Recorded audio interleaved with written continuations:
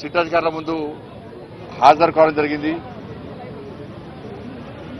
తెలంగాణ రాష్ట్రంలో కేసీఆర్ గారి ప్రభుత్వంలో మన ప్రభుత్వ ఉన్నప్పుడు తెలంగాణ రాష్ట్రంలో అత్యధికంగా నా ఫోన్ కాల్ని మాత్రమే టాప్ చేశారు. నా ఫోన్ కాల్ని టాప్ చేశారు అత్యధికంగా. ప్రతి క్షణం, ప్రతి సెకండు, ప్రతిసారి కూడా ప్రతి విషయంలో కూడా నా ఫోన్ ట్యాబ్ చేయడము నిజంగా ఇలా చూపించడం అధికారులు చూపించకనే షాకు గురైన అనేక విషయాలు వారు చూపెట్టినాకనే షాకు గురైన.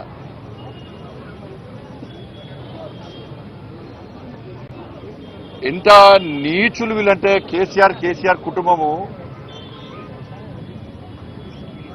మావోయిస్టులకు సంబంధించి ఫోన్లను ట్యాబ్ చేయాలి. ఆ లిస్టులో మా పేర్లు పెట్టారు. మావోయిస్టు లిస్టులో మా పేర్లు పెట్టి మా ఫోన్లను ట్యాబ్ చేశారు. నాదే కాదు, అప్పుడు పిసిసి అధ్యక్షుడు ఉన్నటువంటి ఇప్పటి ముఖ్యమంత్రి రేవంత్ రెడ్డి గారి పేరు ఉంది అలా.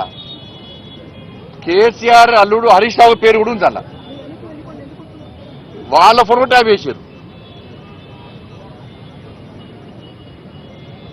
మొట్టమొదటిసారి అసలు ఫస్ట్ బాధితున్నా నేను దీనిలో నేను మొట్టమొదటిసారి ఫోన్ ట్యాపింగ్ వ్యవహారంలో ఫస్ట్ టైం స్టేట్మెంట్ ఇచ్చింది కూడా నేనే. నేను గతం నుంచి చెప్తున్నా, ఇది మూర్ఖత్వ ప్రభుత్వము. వీళ్ళకు వావి వరుసలు ఏంలో వీళ్ళకు. ఇవాళ మంచి పండుగ, ఇవాళ రేపు ప్రధానమైన పండుగ. బంధాలు అనుబంధాలకు సంబంధించినటువంటి ఇవాళ పండుగలు. ఇవాళ అమ్మవారి పండుగ అనేది వరలక్ష్మి శుక్రవారం, రేపు రాఖీ పండుగ. ఇవాళ ఇన్ని పండుగలైనా కూడా ఇవాళ వేలాది మంది ఇవాళ భారతీయ జనతా పార్టీ కార్యకర్తలు పండుగలు వదిలిపెట్టి తరలి వచ్చారు ఇవాళ. కానీ అప్పుడు కేసీఆర్ ప్రభుత్వంలో వావి వరుస లేవు. వాళ్ళకు తల్లి లేదు, నా తండ్రి లేడు, నా అక్క లేదు, నా చెల్లి లేదు. వాళ్ళకు నా కుటుంబ సభ్యుల ఫోన్ ట్యాప్ చేసారు. నా ఫోను, నా కుటుంబ సభ్యులది, మా సిబ్బందిది, లాస్ట్కు మా ఇంట్లో పనిచేసే వర్కర్లు కూడా. మాది పక్కవేటు సొంత కేసీఆర్ బిడ్డ కూడా ఫోన్ ట్యాప్ చేశారు.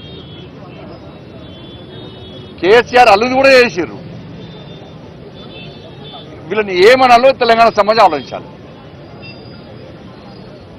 అధికారులు నా దగ్గర సమాచారం, నేను నిన్న కానీ మొన్న కానీ చాలా మంది మాజీ అధికారులతో మాట్లాడినా, నా దగ్గర ఉన్నటువంటి ఆధారాలు కానీ నాకున్న సమాచారాన్ని కానీ పూర్తిగా వాళ్ళకు రిపోర్ట్ ఇవ్వడం జరిగింది.